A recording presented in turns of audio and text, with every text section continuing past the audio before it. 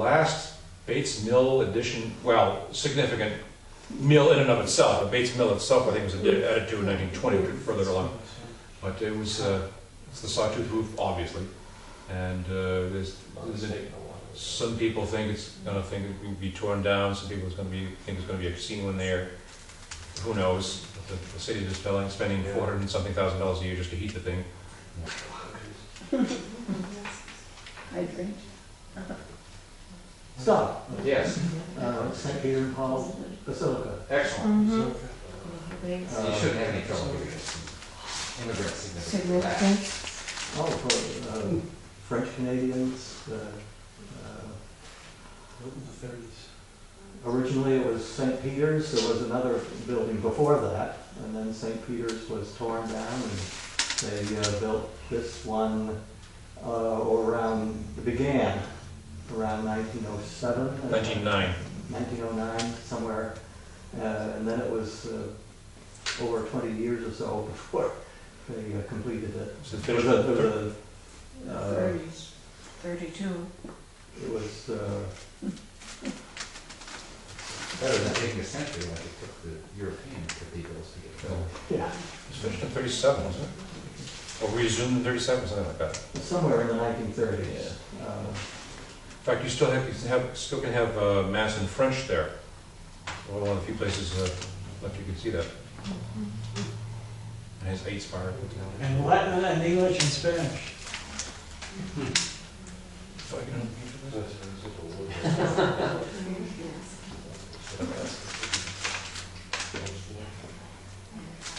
Okay.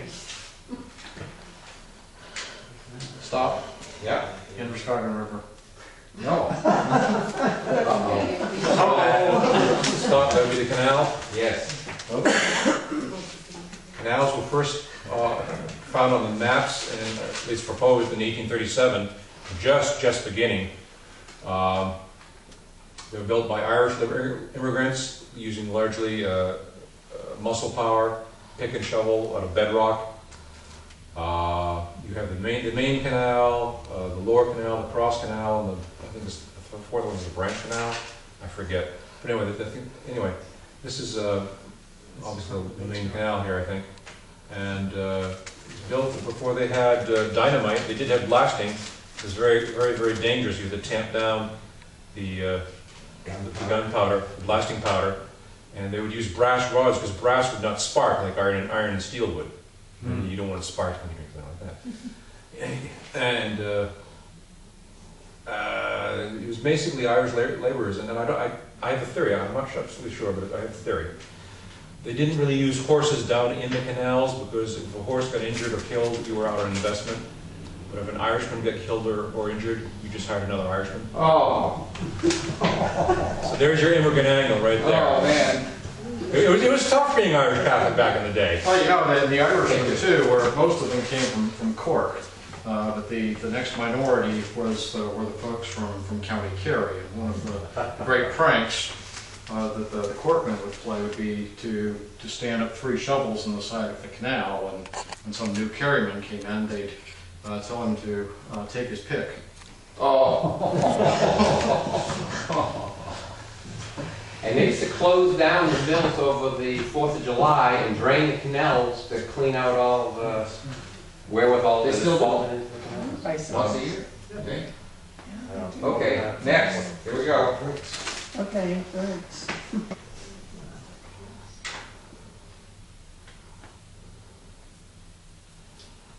Stop.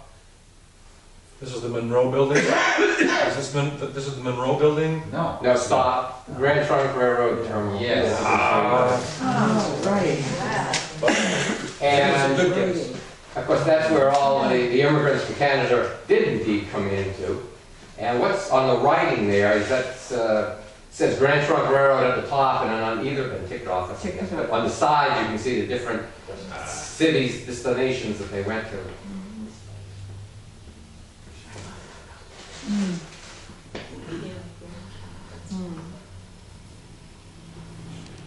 It's a nice book.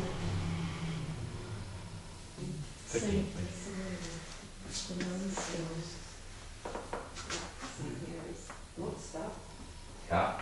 St. Mary's, this where the immigrant families lived when they worked in the mill? Yes, very good. Yay. You know, my grandparents lived there. Wow. I think it's when it's that one service built. Right, it's Yeah. Stop. Yes, Dominican block. very good. Let's see, the Dominican block was recently being restored. It was used by the Roman Catholics for their, it's a nunnery, for the Grey Nuns, wasn't it? No? No. School, my grandparents went to school there. Was that Father Heavey was, I believe, if not the first, one of the first pastors of St. Peter's.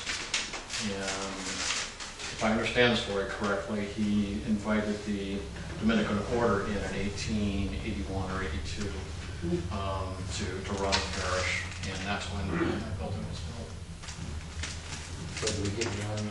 And the maximum school population was 834 at its height. Whoa. Whoa, that's. Did you count them individually? I read. Oh, goodness. But I don't need a bead, that's okay. Stop. Yes. Auburn Public Library. No. No. Could be that. Oh, put the beat back, yeah.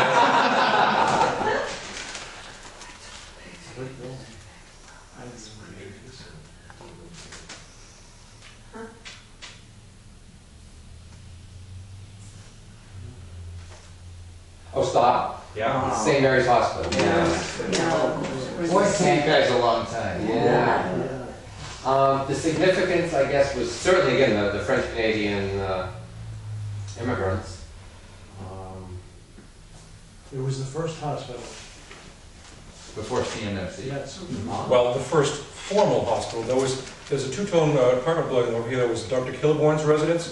That was a de facto hospital back in the day with a piece of furniture over there from that building. And before this hospital, it was Pleasant Street, we used to know as Kilbourne Street in his honor. But anyway, this was the first formal hospital with relatively modern techniques. And of course, people didn't, the upper echelons of society didn't want to go to a Roman Catholic hospital. So what is now CNMC later became in existence, and so we have two large hospitals in Lewiston. Central Maine General. Yeah. Okay. Do I get my bead Yeah, back? be back. I get my bead back. All right.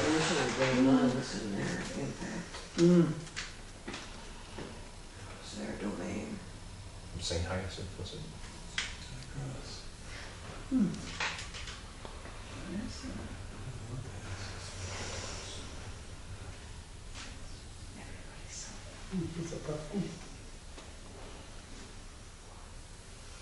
Geez, and the sign is gonna show before you. Well, stop it. I'll take a guess. Okay. You haven't been doing Auburn. And I was going to say, is that St. Philip's over in Auburn? I'll put one better. You guys still, nobody's. Oh, stop. Yeah. The Greek church on Hogan Road. Yes. I almost said that at the beginning. And Olympia Snow is a member of the congregation, as well as the Simonis, who was the first. Yes. Do I get another bead? I thought you took You should get two. Yeah. Haven't taken all the beads. Stop. Yeah. This is the War Memorial in the park down here by Lewiston Veterans Park, yeah. Right. And this is a new one made by, what's that name? Joseph Kennedy. It's the one with the service members down below, representing each branch of service. And, yeah. Station office. One or two. One. Lest we forget.